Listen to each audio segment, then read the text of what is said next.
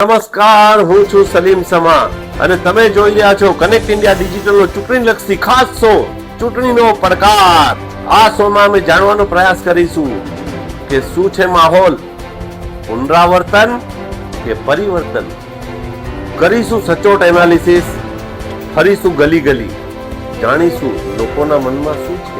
મુન્દ્રાના દિગ્ગજ લોકોની જબ વોર્ડમાં ખાસ રહેશે અમારી નજર કે શું આ વખતે થશે રિપીટ કે પ્રજા આપશે જાકારો.